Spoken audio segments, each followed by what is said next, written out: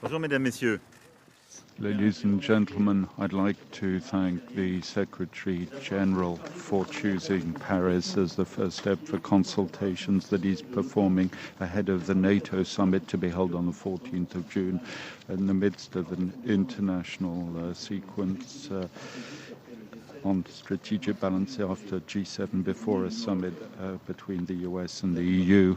We discussed, as always, with great deal of frankness and friendship with the Secretary General regarding my expectations from this summit. And next week, we'll be having in-depth discussions with our European partners. We want to revitalize the alliance, and for that, we need clarification, cohesion and responsibility. Firstly, the summit must deliver a political clarification on the role and strategic priorities that we're giving to the alliance. And I'd noted that a few years ago, the need to rethink the role, missions, rule within the alliance.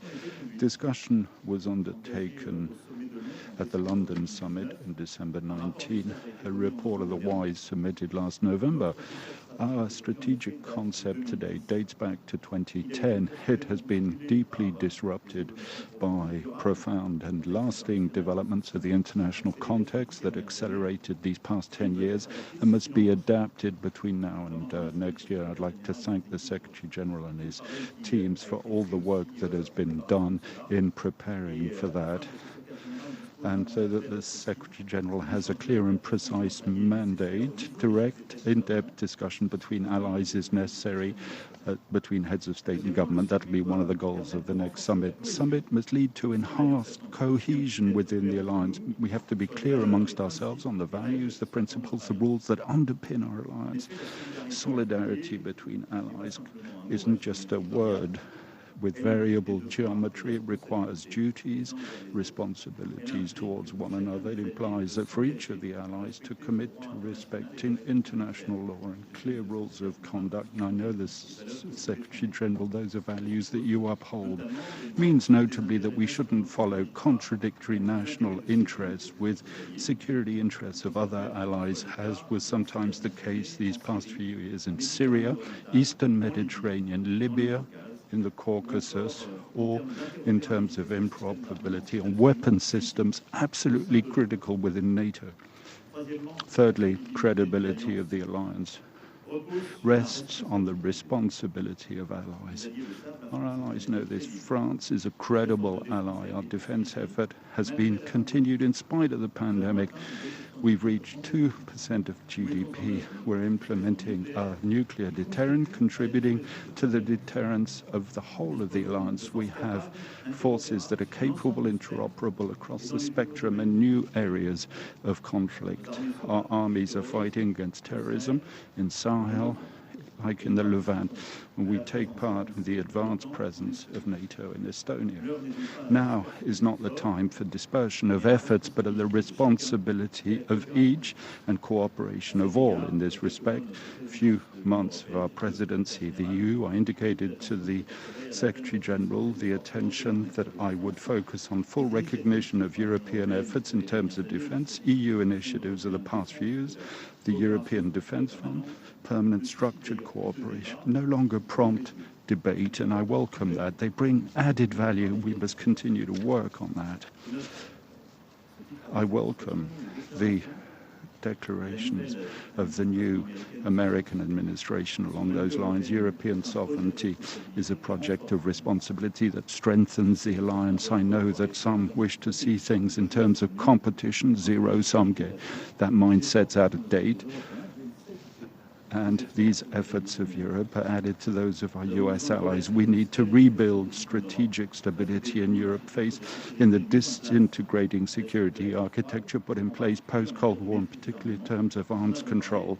We discussed that, and I'd really like strongly that the alliance be the place of coordinating these discussions. I, of course, welcome the US and Russia have resumed contacts on these issues to extend by 5 years the New START treaty, but in a world that is rearming full speed, changing balance of power. We need a new appropriate framework. Europeans must take their full part in this definition because we are the first exposed, and NATO is a useful platform to exchange on these issues. We'll discuss it at the summit that I'll be attending, continue to do that over time. Those are the few issues that I wish to share with you after the very dense, friendly discussion that we had with the Secretary General. Thank you once again for being in Paris today. It's always a pleasure to welcome you and to be able to interact, work with you, and I'm delighted. I look forward to see you in June again. Thank you, Mr. President, Cher Emmanuel. It's always a great pleasure to be here in Paris and to meet with you. Thank you also for your personal leadership and commitment to Europe and North America working together. France is at the heart of our transatlantic alliance with highly skilled troops, cutting-edge capabilities across the whole spectrum of deterrence and defense, and a significant defense investment, spending 2% of GDP on defense. France is also part of NATO's multinational battle group in Estonia, and your jets keep the skies safe as part of our Baltic air policing mission. France is committed in the fight against terrorism with thousands of troops in the Sahel. And I pay tribute to the French forces who are on the front line fighting extremism. France is also a strong supporter of the NATO-EU partnership, which we have been able to lift to unprecedented levels in recent years. Today, in our meeting, we had in-depth discussions on the upcoming NATO summit next month. This is a unique opportunity to strengthen the alliance between Europe and North America. And we must seize this opportunity to take substantive and forward-looking decisions through the NATO 2030 initiative, which will be at the heart of the summit. We will reinforce our unity and solidarity. This means consulting more in NATO on all issues that affect our security, reaffirming our fundamental values, and strengthening our commitment to collective defense, including with increased investment. We will broaden our approach to security by helping to make our societies, infrastructure and supply chains more resilient, keeping our technological edge and tackling the security implications of climate change. And we will uphold the international rules-based order against the authoritarian pushback from countries like Russia and China. This means deepening our cooperation with like-minded countries and organizations like the European Union, building new partnerships around the world, and stepping up our training and capacity building efforts with partners. This is an ambitious agenda because in an age of global competition, we must be ambitious to defend our people, our values and our interests. And I count on France to play an active and constructive role to adapt NATO for the future.